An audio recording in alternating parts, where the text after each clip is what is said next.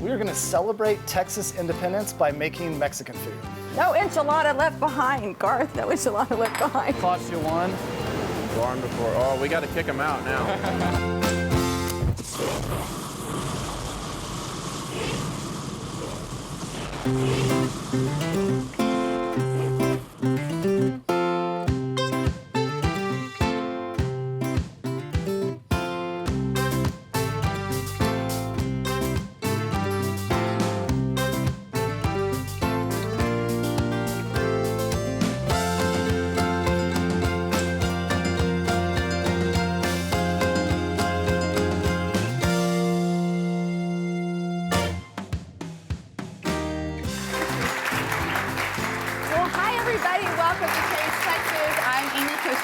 I'm Garth Blackburn. Welcome to the Sub-Zero Kitchen here in Dallas, Texas. And we're so glad we have an in-studio audience. And then, of course, you at home, we're so glad you joined us today. What are we making? We are going to celebrate Texas independence by making Mexican food. Perfect. I think that only makes sense, right? We should celebrate right now, right? Not Texas independence. Real Mexican food, but a little bit of Tex Mex, kind of my own spin on it. A few different ingredients, a few different additions, and then hopefully you guys will learn a little bit something too to apply to all your own cooking at home. So little trivia for you. Do you know what date Texas I should have looked gained it up. its independence? Tell me. March 2nd, I believe was 1776. Okay. I think I was so. right We'll on have that. an audience member cross-check our facts there Next while time we're you cooking test me on today. something, I would think you would know it. We're gonna marinate some chicken right now. This is some free-range chicken from Windy Meadow Farms. And I'm just gonna hit it for a very brief amount of time with lime juice because that will start to cook the chicken. And I'm pretty sure that chicken ceviche would not be a big winner at the house.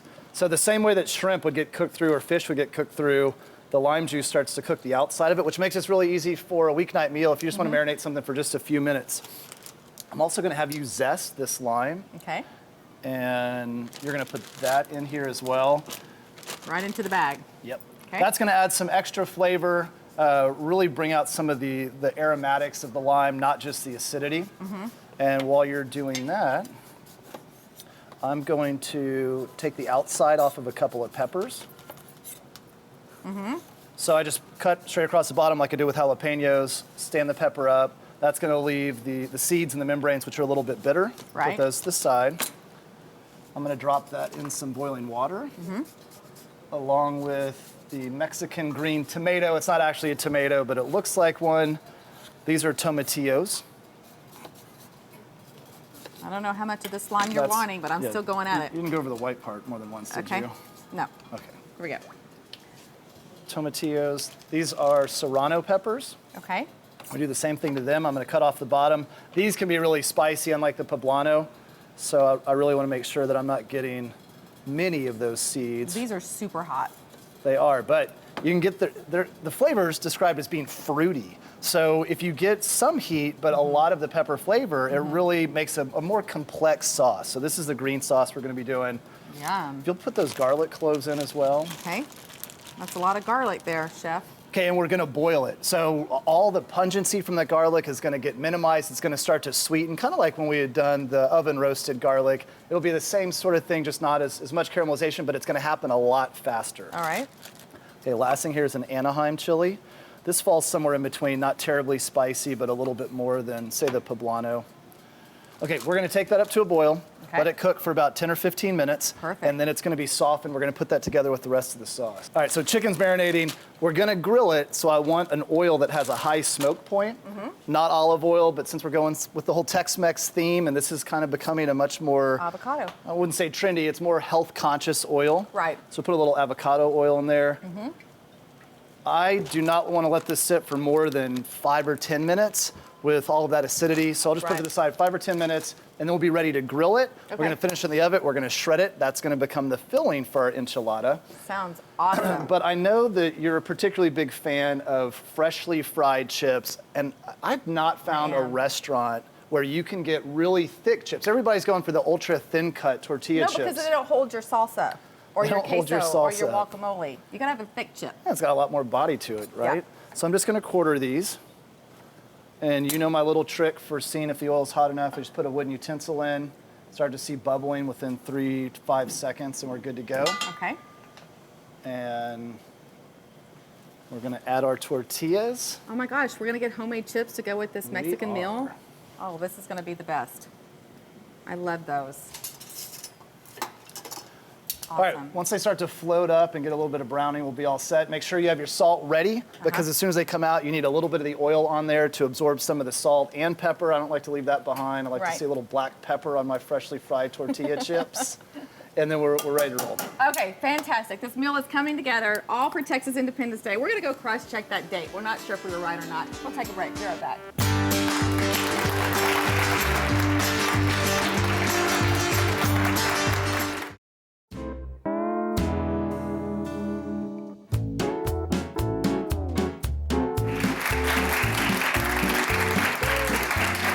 Okay, we got it straight now. So it was in 1836, March 2nd, 1836, Texas declared its independence from Mexico.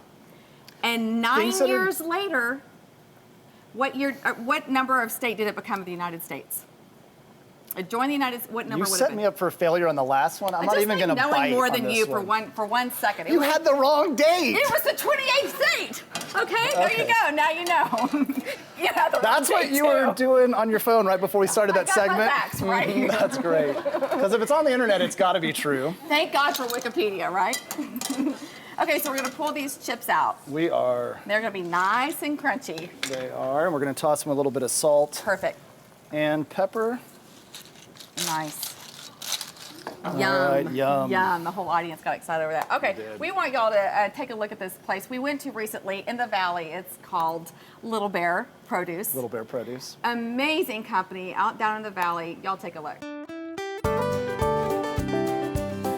Jimmy's father had asked Jimmy to fly down to South Texas and supervise the loading of the product to fill their orders for their Canadian customers. And while he was here, you know, a week kind of turned into a month. Jimmy realized the potential that was in the area because they were having to buy parsley from this grower, Swiss chard from this one, cabbage from this one. And when you open the doors on the truck, you had like 5 or 6 different labels. So he felt that he could do all of that and put it under one label. Started crawling and then eventually walking, and now we're running. So everything that we grow, harvest, and pack is under one label, which is the Little Bear label. As the day-to-day business goes and we get the terminal market business, the wholesale business, we'll continue to send orders to the field. Everything is harvested fresh. We will carry over a little bit of inventory to the next day, but our turns here at the facility are 2 days max. Wow. So everything comes in on field trucks that are protected. They have shade cloths on them to protect the product from the sun and the wind to help us prevent or minimize dehydration. So this would have been pulled yesterday or today? This came in today. Wow. It's so, Tear off a leaf here. so beautiful. Go with that. Can I cost you one? Barn before. Oh, we got to kick them out now. Wow. Just totally taste that. Here, Gee, thanks. have a bite. Appreciate it. Really good. The You don't grit like is all right, but the inside is delicious. I didn't wipe that side off. Thanks. Tell us about your onion real quick. Oh yeah, the honey sweet. So it's a super mild onion, yet having an onion flavor. Right. So it's not going to be like, you know, soft, mushy water in your mouth. So it's got onion flavor, And it's still sweet, very mild. We like to refer to it as mild, not sweet. right? Because sweet indicates sugar, and we don't measure the sugar content of the onion. We measure the acid, which produces the heat.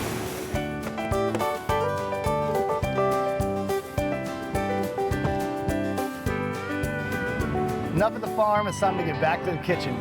That's all, folks. So Experience. fun, right? That was. And I love their label. That's perfect, right? Little Bear. Little Bear. Little So when Jimmy. you're shopping, look for the Little Bear on the twist tie, and you'll know that you're buying the product straight from that produce. Yeah. It's Texas beautiful. flag and actual little bear. Awesome. And then we also want to mention that we had a long trip out in the valley, and we stayed at a fabulous bed and breakfast called Chachalaca Bend, and it's there in Los Fresnos. Right. And it's beautiful, very hospitable.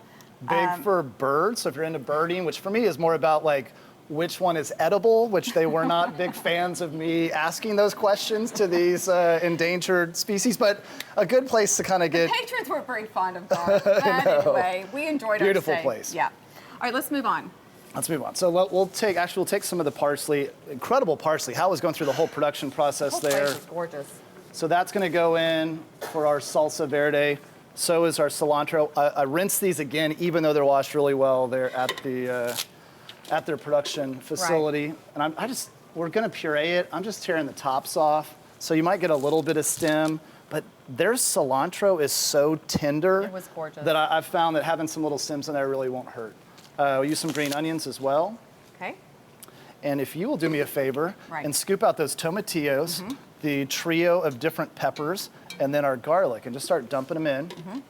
And the heat's actually going to help to wilt these greens a little bit, and it'll actually make it brighter. So, if you cook green beans in boiling water, they're brighter green than they were when they were raw. The same thing's gonna happen with that parsley and the cilantro, is that the heat from these peppers, the tomatillos, and the garlic is gonna bring out the vibrancy.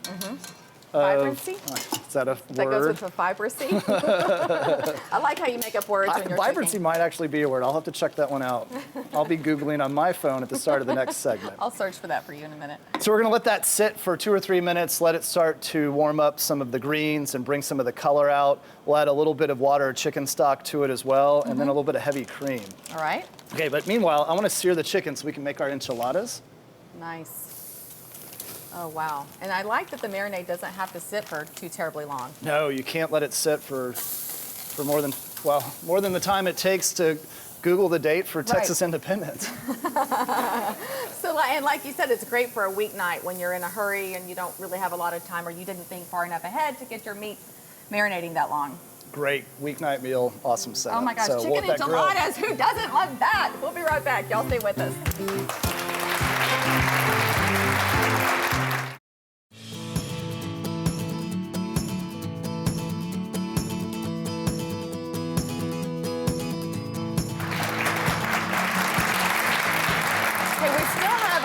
Work to do here, so we need to get moving on this beautiful chicken that's already seared and done. We've got a lot of work to do. So it's done. Do a little touch test on it.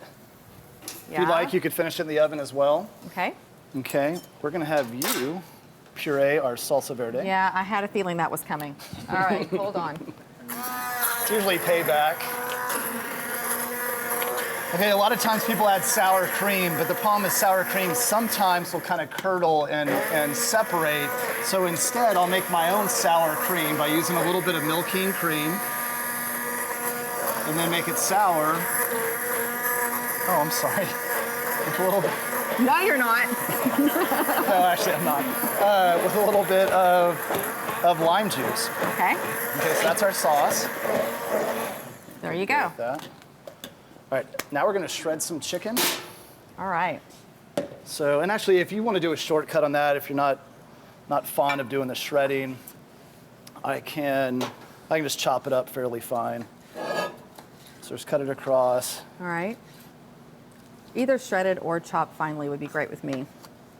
And when it's hot, it's just much more difficult to shred. Yeah, I was it. going to ask you how you're doing that with that fiery hot. Is that those Chef fingers? hands, I got that's it. right. They're probably like calloused and It just sounds so appealing. endearing. Yeah, that's great. Thanks, Amy. I've got some more stuff for you Well, to I mean, puree. it's just a credit to all the work you've done in the kitchen. And that's a good save. All right. All right, so why don't you mix that for me? Okay. Got that. Okay, so this is a mix of Texas white cheddar and a jack cheese, and we just mix those. Definitely, if there's one thing that you guys will spend the extra time on, grate your own cheese. If you're Amen. buying the stuff that's already shredded, you're getting things like binders, you're getting things like anti-caking agents, which that doesn't sound like a good thing. So you definitely want to stay away from that. It'll keep the cheese from really melting out real well. Fresh is always better. Okay, these tortillas, if we need to, we could warm up a little bit on the griddle, but this is a blend of flour and corn, so it's not gonna crack like a regular corn tortilla will, but we'll warm it up just a little bit. Okay. So why don't you pull that off now? I'm gonna have you start rolling some Okay. enchiladas. Okay, here, I don't know what you want to do with that. Something needs to be done with that. Are you going? Yeah, you were supposed to I'll make hold enchiladas. this. Oh. Oh, are you gonna hold? I was Sure. gonna hold you, Phil. Teamwork makes the dream work. Watch out now, don't spill it on me. All right, there we go. Most of the time, you just put it on a cutting board or the counter, And you want to roll it? No. and that way you could roll it rather than doing that. Hey, Seam I've side made down. enchiladas before, buddy. I know how to do this. Okay. Seam side down. Seam side down. What I like to do is that I'm a chef. I don't make casseroles. Separate out each enchilada, and then when you go to plate it, you can say put it up at an angle, or it just doesn't look like when you've cut into it, you've just shredded the entire thing. So Right. I'm a big fan of doing these separated out a little bit. Like so. Right. See, and I like to smush mine all together. I tell you what, one advantage too of separating is you get more of that browning of the cheese. So when it gets all caramelized, you get a lot more of that. You get a lot more of that. Can I help you out there? Yeah, here we go. When you separated the two out. It's seriously hot. So for y'all at home, if you just set it down like that, Thank you. Brilliant mind. that's what culinary school taught me. Thanks, Mom. Okay. Okay, so we'll just do those 3. 3 in this big dish? Okay, we'll do another one. Go ahead. You can make one of just, oh, that looks good, doesn't it? Yeah, that actually looks really good. Actually, like it's a surprise. No, it's not a surprise. Save some of that sauce for our freshly fried chips. Don't waste any of this goodness. We're gonna make one more. And then that's gonna go Hold into it. the oven. Wait, one little guy's left behind. No enchilada left behind. Garth, no enchilada left behind. Where did it go? What are you gonna do? I just want to put it in. Help me. Wow. There we That'll go. be Amy's special one. Hey, you cannot waste the enchilada and no tortilla. I'm so sorry. could have It's made- breaking my heart to let that happen. We could have made a quesadilla with that. Oh, that's a great idea. Hey, Shoot, will let's you get it grab back that out? All right, let's start doing a little stir fry to get things rolling. What we need Stir to fry, yeah. do first is take some of that chorizo, Okay, drop that on the griddle. okay. Okay, some onions. We're gonna let that get cooked. The fat's gonna render out. We're gonna chop up that chorizo a little bit. Once it's cooked, we'll put down our Latin fried rice and we'll wrap up whatever just went into the oven. See, no food left behind, right, folks? Stay with us. We'll be right back.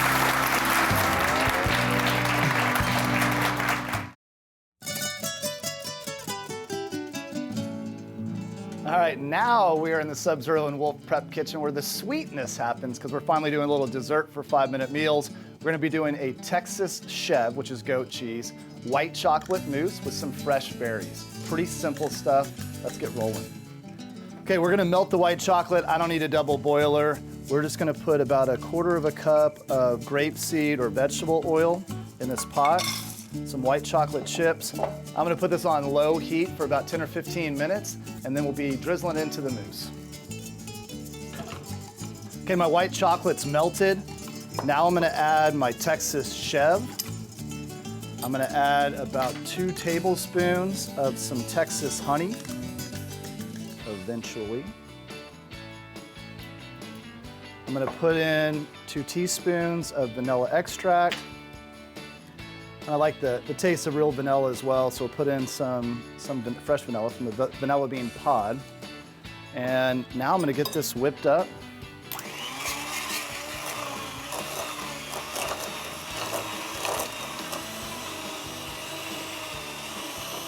And I'll slowly drizzle in my white chocolate.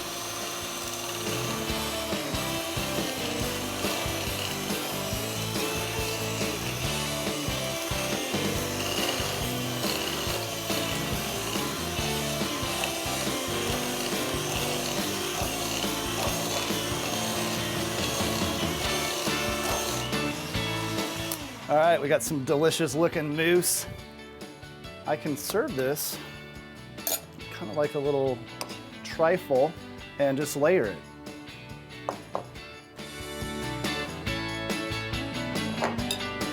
Now some fresh berries.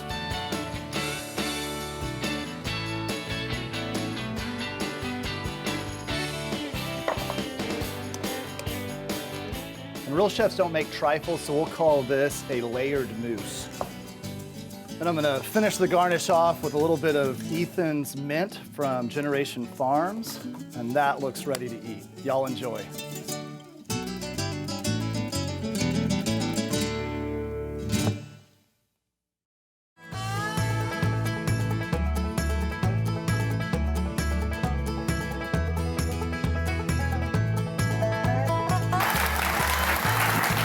All right, let's plate it up, Chef. This is Okay, delicious. so during the break, we had the one additional enchilada get left added. behind. We got it. Yeah. If you'll add the rice, what we've got are some Texas mushrooms from Kitchen Pride, some sweet peppers, and some jalapeno peppers that we put with that chorizo and onion. Oh my gosh. Tell it if you want a second one And there. I just got to say, I wish I had a griddle this large at home. This would be fantastic. So if y'all are thinking about Asian stir-fried rice, substitute everything with something semi-Latin. So I'm gonna use a little bit of toasted pumpkin seed oil instead of toasted sesame oil. That sounds good. I'll put in pumpkin seeds instead of sesame seeds. Sounds really good. Instead of the peas, I'm using some black beans. Ooh, yeah. Spice it up with a little bit of smoked paprika from Savory Spice Shop. You are rocking that out, sous You're chef. rocking it out. A little bit of cumin. What else could go in this rice? So, this is like the kitchen sink. Just keep dumping it in. This is chipotle hot sauce. And then I like the salt from soy sauce. There wasn't a good Latin substitute for that. If I get you there. All right, You're so great. fry that up, little chefy, and we're ready to plate it up. This smells awesome. All right. Put this in the oven at 450 for about 8 to 10 minutes. And somehow it went from 3 enchiladas to 4. I saved that enchilada. The power of a Wolf oven, I think. No, it was the power of Amy who said no enchilada will be left behind. This is Texas Independence, by God. We're gonna make sure no enchilada is left behind. Even if we're not sure what year that happened. It doesn't matter, it's March 2nd, and that's the correct day we will all celebrate, correct? All right, so in terms of food appearance, food always looks good in odd numbers, like 3 instead of 4. And we'll garnish this up with some Texas tomatoes. Yum. And I like to do very little to my cilantro. Ooh, that From looks Little great. Bear there. Let me move this out of the way. Yeah, Ooh, that's maybe probably one. really hot, so be careful. I want to let everybody know that you can get this recipe on our website. That's tastetexastv.com. We're also on all social media, which is Twitter and Facebook and Instagram, Taste Texas TV. I've got to dig in. We just have, Garth, are you going to have a bite? I am. All about the carbs. That is amazing. I am so glad I live in Texas. I'm not even kidding. Thanks for joining us, y'all. Bye, y'all. Next week.